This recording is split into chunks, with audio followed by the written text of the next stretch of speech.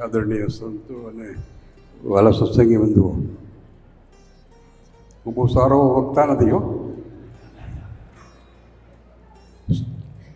નાનપણથી જ મને બહુ સ્પીચ આપવાનું ગમતું નહોતું.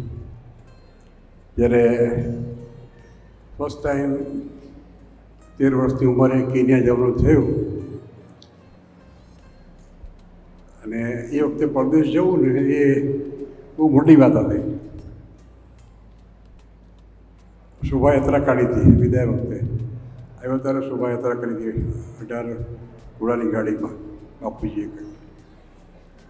પણ જ્યારે હું સ્કૂલમાં ગયો 1.5 મહિના વેકેશન પછી, ત્યારે હું ઝીરોસમાં હતો.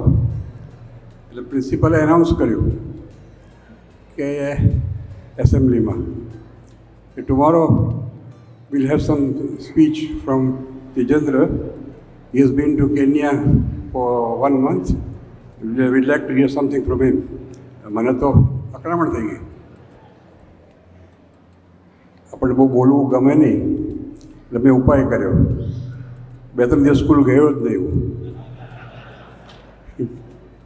એટલે પછી જ્યારે ગયો ત્યારે ફાધર ભૂલી ગયા હતા. સ્વામીએ એક બીજી વાત કરી. મને 50 વર્ષ પહેલાં યુવાન કહ્યો, અત્યારે પણ યુવાન જ છું.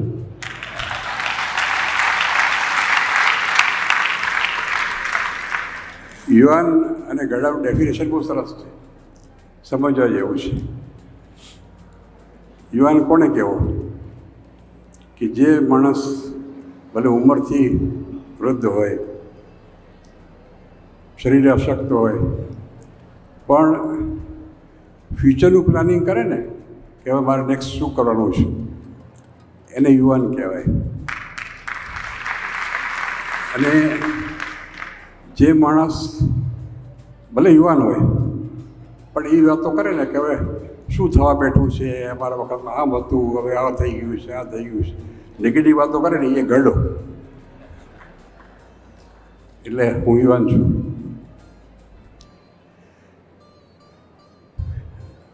સ્વામી શરૂઆતમાં ઊંઘવાની વાત કરી કથામાં. ઊંઘ આવે.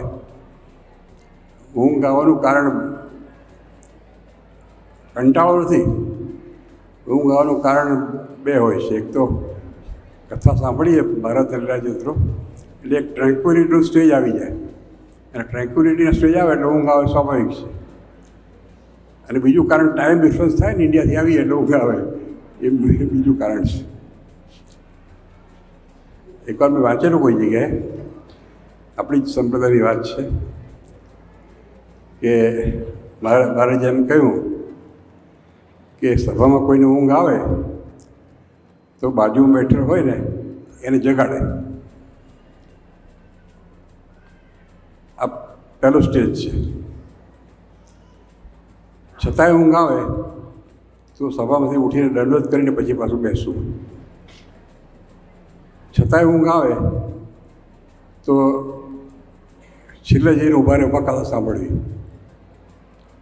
છતાંય ઊંઘ આવે તો ઘરે જઈને સ્નાન કરીને આવીને પછી કથા સાંભળવી. અને છતાંય જો ઊંઘ આવે ને તો ઘરે જઈને સૂઈ જવું. નિષ્કળાનંદ સ્વામીની કલમ મને બહુ ગમે છે. સીધી સાદી કલમ. અત્યારે કોઈને તમે ગમે એટલા પૈસા આપીને લખાવો ને આવા ગ્રંથ લખી ના શકે. બહુ ધારદાર કલમ છે. અને એમનું જન્મસ્થાન શેખપાટમાં આપણું મંદિર છે, મૂડી તાબાનું. જાઓ તો જરૂર જજો. અને ગુણાતીત સ્વામીનું જે ભાદરા છે ત્યાં પણ આપણું મંદિર છે. અને ગુણાતીત સ્વામીનું જન્મસ્થાન જે છે એ જ જગ્યાએ આપણું હરિમંદિર છે ભાદરામાં, મૂડી તાબાનું. એમણે જીર્ણોદ્ધાર પણ હમણાં કરેલો છે. અને હું ભૂલતો હું આપણા રાઘવાણી પરિવારે એનો જીર્ણોદ્ધાર કર્યો હતો. તો આ બધા સ્થાનો આપણી પાસે છે, અમૂલ્ય સ્થાનો છે, અદ્ભુત સ્થાનો છે. ટાઈમ મળે તો દર્શન કરવા જજો. નિષ્કળાનંદ સ્વામીના શબ્દોમાં કહીએ તો સાચાને સોંઘા ઘણા નથી મોંઘા થયા મહારાજ. જે સાચા હોય ને એને માણસ બહુ સસ્તા છે, પણ ખોટાને ન મળે ખોળતા તે દીપ કે વળી આજ. ખોટા જે હોય ને એને એ દિવસે મળતા હતા ને આજે પણ મળવાની શક્યતા છે. આપણે બધા સાચા છીએ. આપણે અનંત જીવના જન્મના પુણ્ય કરે છે એટલે આ સભામાં આવીને આપણે બેઠા છીએ. માટે વધારે તો સ્વામી ભૂલી ગયા હતા એવું ભાઈ.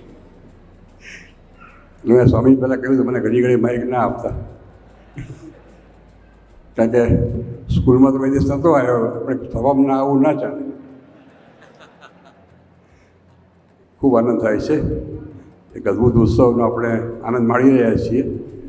અને મહારાજ એવી વિનંતી કરીએ કે હંમેશા આપણા અંતરાત્મા મહારાજ બિરાજમાન થઈને હંમેશા આપણને સાચું માર્ગદર્શન આપે અને મહારાજની આપણે હંમેશા આજ્ઞાપાળનો ખટકો રાખીએ અને સત્સંગનો ખપ રાખીએ એટલું કરી વિરમું છે.